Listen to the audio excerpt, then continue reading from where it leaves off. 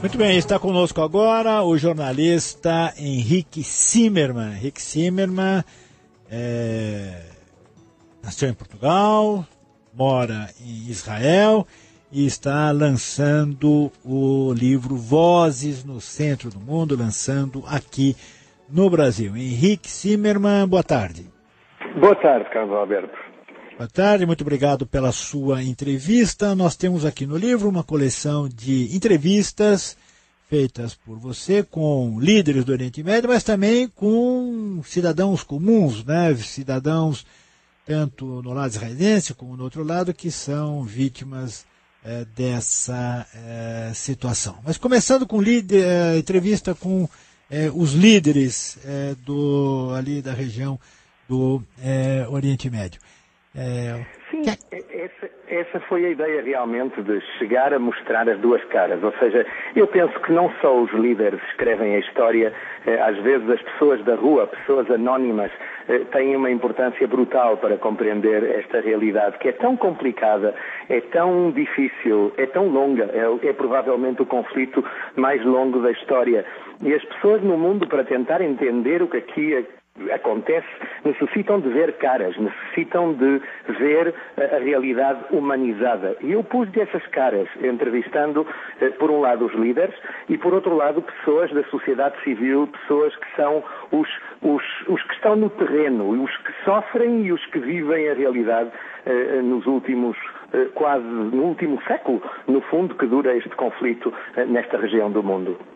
E como é que você vê a situação hoje, em relação, você acompanha isso há tanto tempo, como correspondente, como jornalista, como correspondente de publicações, correspondente, colaborador da BBC, hoje correspondente do La Vanguardia. Como é que você vê a situação hoje? Ela, ao longo desse tempo todo, ela piorou ou melhorou? Bom, aconteceram tantas coisas nos últimos 20 anos. Eu comecei realmente quando havia uma conferência de paz em Madrid, que foi uma conferência histórica, que era a primeira vez que se reuniam gente realmente, líderes de Israel e de todo o mundo árabe. As coisas melhoraram naquela altura, nos anos 90, houve passos grandes. Hoje em dia já há uma entidade com uma certa autonomia na Palestina, que tem praticamente as suas instituições, os seus ministérios. Isso parecia um sonho há 20 anos atrás.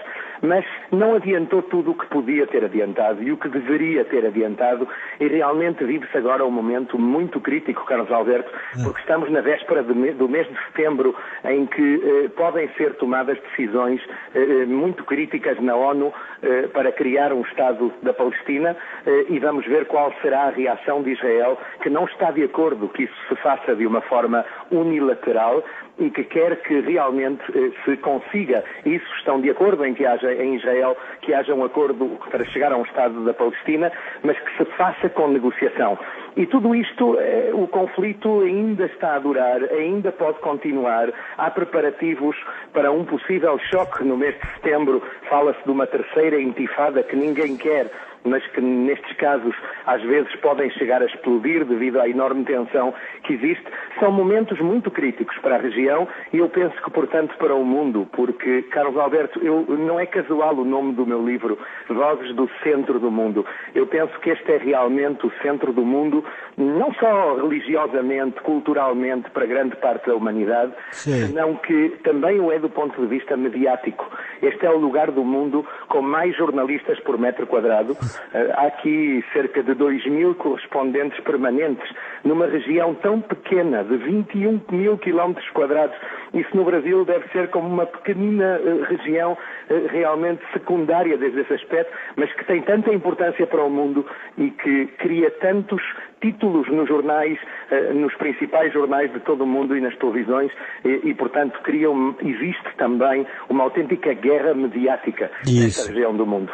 Henrique Zimmermann, você reúne no seu livro, Vozes no Centro do Mundo, entrevistas feitas com líderes árabes, líderes israelenses, gente, população, cidadãos comuns, pessoas comuns, de um lado e de outro. Portanto, aparecem no livro diversas visões de uma mesma realidade. Que conclusão você chega ou que seu leitor pode chegar? Que são visões irreparavelmente diferentes, conflitantes, ou você vê nos dramas das pessoas, nas entrevistas dos líderes, alguma possibilidade de que se entendam por algum motivo?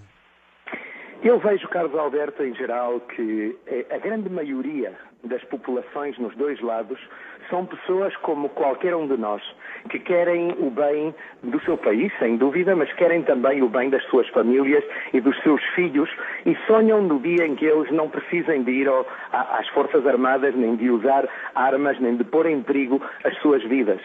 Outros querem que acabe o terrorismo, que acabe essa sensação de não poder subir ao ônibus e enviar a criança à escola porque não se sabe se vai voltar ou não, como aconteceu no passado. Tudo isso, essa sensação, eu diria que é comum à maioria das populações. Eu cruzo quase diariamente as fronteiras entre Jerusalém e Ramallah, entre Israel e a Palestina.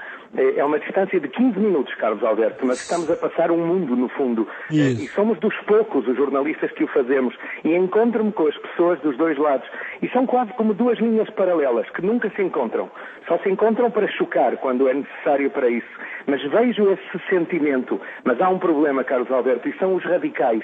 Os mais radicais, que são normalmente uma minoria mais pequena, mas que podem chegar a boicotar acordos a que se chegam. Eu, na minha opinião, penso que a chave não é só o que decidam os líderes, é educar para a paz nos dois lados. Eu penso que essa é a chave e se não basta com assinar um acordo de paz. É preciso ensinar para acreditar na paz. E isso não se fez nos anos 90 nesta região e foi por isso que os acordos de paz não duraram e não persistiram. Eu penso que esse é o grande desafio para o futuro deste lugar que continua a ser o centro do mundo e em que tantas pessoas têm postos os seus olhos. O Henrique Zimmermann, um outro ponto que é uma coisa bem recente, bem atual, é que em meio a esse conflito histórico surge de alguns meses para cá o que alguns chamam de a Primavera Árabe, que são as manifestações nos diversos países em que as populações se levantam contra ditaduras históricas de longos anos. Na sua avaliação, Henrique Zimmermann, isso aí vai mudar o conflito árabe-israelense?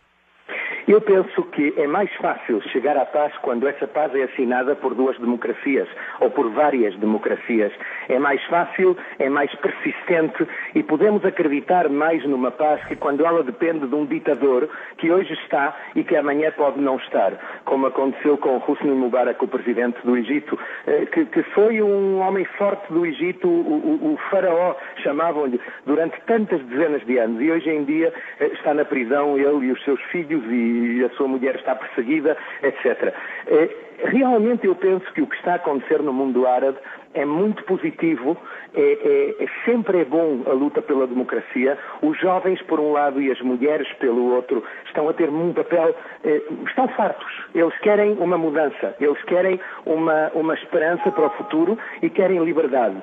A pergunta é se a única grande dúvida que eu tenho, eu estive no Cairo, eu estive em Amman, eu entrevistei os líderes da revolução na Síria, a grande dúvida com que eu fico é se não há o risco de que grupos radicais, como os Irmãos Muçulmanos e outros grupos, que são grupos, no fundo, que acreditam noutro tipo de ditadura, cheguem ao poder por uma via democrática. E eu espero que as eleições não sejam o princípio, senão o fim de um processo que se está a construir para que realmente haja uma democracia sólida no mundo árabe. Esta primavera é uma primavera importante para todo o mundo, não só para o mundo árabe, e mostra que no mundo árabe há uma classe nova de jovens que querem um futuro melhor. São jovens que estudaram na universidade e que não têm trabalho e que começaram a protestar, em realidade, contra a corrupção, contra a falta de direitos. Hoje em dia, por exemplo, ser jornalista no Cairo era muito difícil na época do Mubarak. Eu ia com uma câmara de televisão na rua e parava-me imediatamente a polícia. Isso não pode ser. Os jovens, eles veem o que acontece no mundo ocidental, eles dizem nós queremos ser iguais do ponto de vista da liberdade.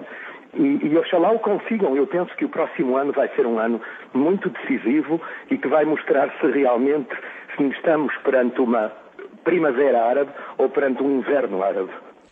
Henrique Zimmermann, uma última questão. Você lidou com pessoas, você conversou, entrevistou pessoas ligadas diretamente ao terrorismo, pessoas, famílias ligadas a pessoas terroristas, a mulher-bomba,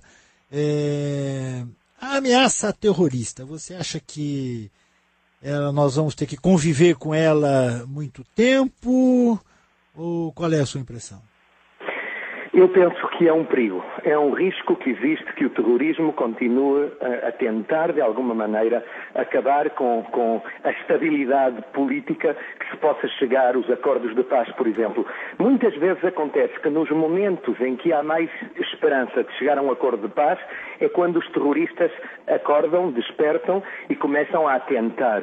Eu entrevistei há 2 meses o filho de Osama Bin Laden, 2 semanas antes da operação contra Bin Laden. E eu entrevistei-o no Catar, consegui, depois de 2 anos de o perseguir, ele aceitou e encontrei-me com ele. E ele contou-me o tipo de educação, o tipo de preparação que estes homens que acreditavam no terrorismo tiveram durante dezenas de anos.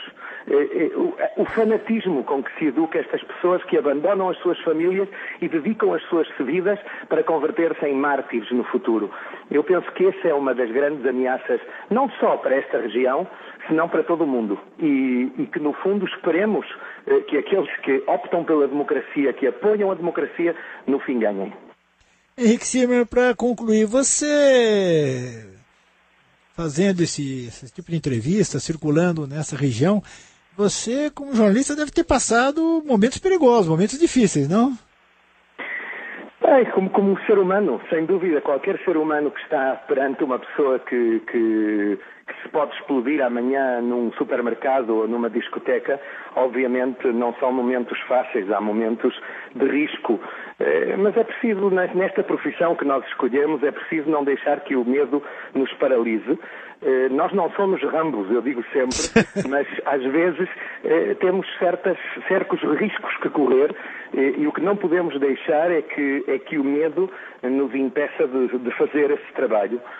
Então é preciso ter muito cuidado. Houve momentos de muito risco, momentos de muito medo para mim, para a minha equipa, não só para mim, mas de alguma maneira no fim conseguimos o nosso objetivo sem arriscar demasiado as nossas vidas. E esse é um equilíbrio contínuo que, como profissionais, como jornalistas, sobretudo aqueles que cobrimos a guerra, devemos ter sempre muito bem presente. Trazer a informação, mas ter sempre presentes os riscos que existem à nossa volta.